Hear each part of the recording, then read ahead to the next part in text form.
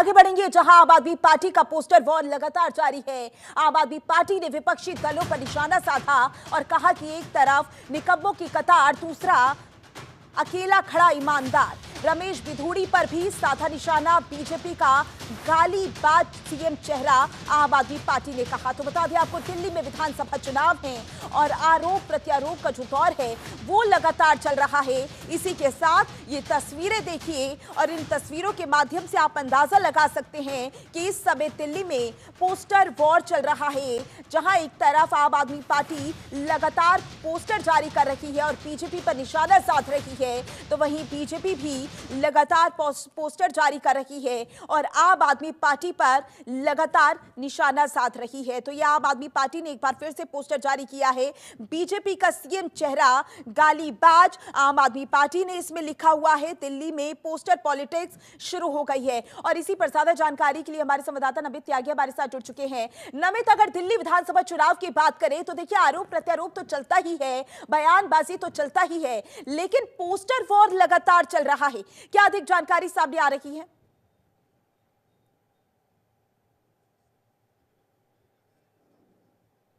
होगा वो सबसे डिफरेंस होगा, तो इस बार लड़ाई न केवल ग्राउंड पर होगी बल्कि सोशल मीडिया पर भी होगी। यही वजह है कि अब दोनों पार्टियों की तरफ से जो पोस्टर वार है वो देखने को मिल रहा है। सोशल मीडिया पर लगातार आम आदमी पार्टी बीजेपी के खिलाफ बीजेपी आम आदमी पार्टी के खिलाफ पोस्टर जारी कर रही है। बीजेपी आम आदमी पार्टी के खिलाफ पोस्टर जारी कर रही है क्योंकि बीजेपी लगातार मुख्यमंत्री आवास को लेकर हमलावर है आम आदमी पार्टी के ऊपर। वहीं आम आदमी पार्टी बीजेपी को गाली गलौज पार्टी कह रही है। इसके साथ साथ आम आदमी पार्टी ने बीजेपी के कई ऐसे नेता हैं जिनके बयानों को आधार बनाया, चाहे उसमें कालका जी से बीजेपी के उम्मीदवार हैं रमेश बिधूड़ी ने, जिन्होंने हाल ही में प्रियंका गांधी वाड्रा और आतिशी को लेकर जो आपत्तिजनक टिप्पणियां की थी उसको आधार बनाया आम आदमी पार्टी ने। और गालीबाज पार्टी जो है वो बीजेपी को कह रही है आम आदमी पार्टी। तो निश्चित तौर पर ये देखना बड़ा दिलचस्प होगा कि इस बार के चुनाव में जो पोस्टर वार है वो कितनी बड़ी महत्वपूर्ण भूमिका निभाता है, क्योंकि ग्राउंड पर तो दोनों पार्टियों के नेता चुनाव प्रचार कर रहे हैं, एक दूसरे के खिलाफ जो नेता हैं वो तीखा टिप्पणी भी कर रहे हैं। लेकिन जिस तरीके से अब एआई का जो यूज़ हो रहा है सोशल मीडिया पे वो काफ़ी इफेक्टेड है और इस बार का जो चुनाव होगा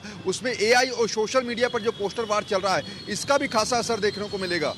बिल्कुल नमित, देखना होगा क्योंकि लगातार हम इतने दिनों से देखते हुए आ रहे हैं कि बीजेपी और आम आदमी पार्टी में लगातार वॉर पोस्टर जो है वो चल रहा है और ये भी देखना होगा कि आने वाले समय में किस तरीके से ये चुनाव और दिलचस्प होता हुआ नजर आएगा। लेकिन यहाँ पर आम आदमी पार्टी और बीजेपी की तो बात हो रही है, लेकिन इस बार भी कांग्रेस का कुछ ज्यादा असर देखने को नहीं मिल रहा है और कांग्रेस भी इतनी नजर नहीं आ रही है। तो कांग्रेस की तरफ से किस तरीके की रणनीति तैयार की जा रही है?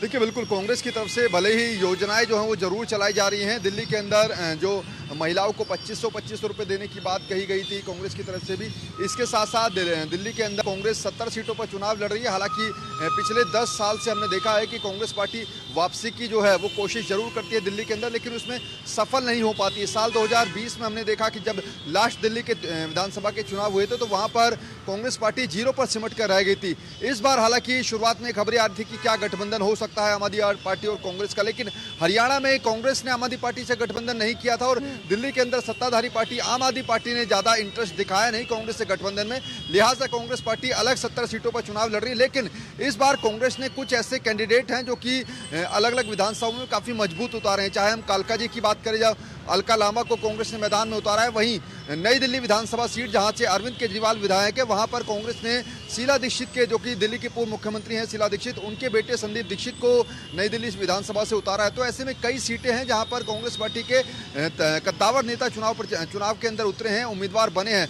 वहां पर आखिर क्या कांग्रेस पार्टी केवल वोट काटने में सफल हो पाएगी या फिर कोई सीट जीत भी सकती है, ये देखना बड़ा दिलचस्प होगा। दूसरा ये कि दिल्ली के अंदर बताएगा, लेकिन अगर आम आदमी पार्टी की बात करें तो आम आदमी पार्टी का जो वर्चस्व है दिल्ली में वो बहुत ज्यादा मजबूत रहा है। लेकिन पिछले 5 सालों की बात करें तो आम आदमी पार्टी के जो नेता हैं वो जेल गए, जेल से बाहर भी आए।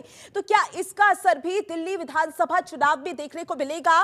क्या इसका नुकसान आम आदमी पार्टी को होगा या फिर इसका फायदा मिलता हुआ आम आदमी पार्टी को नजर आएगा? दरअसल ये जो मुद्दा था कि आम आदमी पार्टी के नेता जो जेल गए थे दिल्ली के अंदर कथित शराब घोटाले मामले में, वो 3-4 महीने पुरानी बात की। जब दिल्ली किसी भी राज्य के अंदर विधानसभा का चुनाव होता है तो उसमें लोकल मुद्दों के आधार पर जो जनता है वो वोट करती है।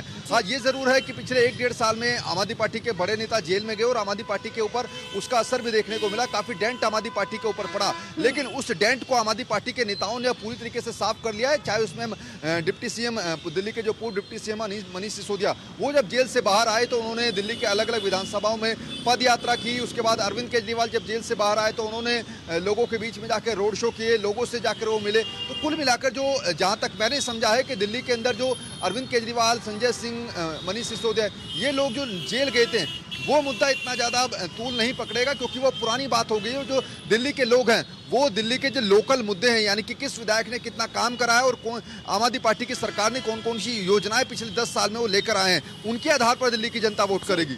बिल्कुल अमित, देखना होगा कि किस तरीके से चुनाव दिलचस्प होता हुआ नजर आएगा और इसी के साथ ये भी देखना होगा कि बीजेपी की रणनीति क्या कुछ रहने वाली है। ज्यादा जानकारी के लिए बहुत बहुत शुक्रिया आपका।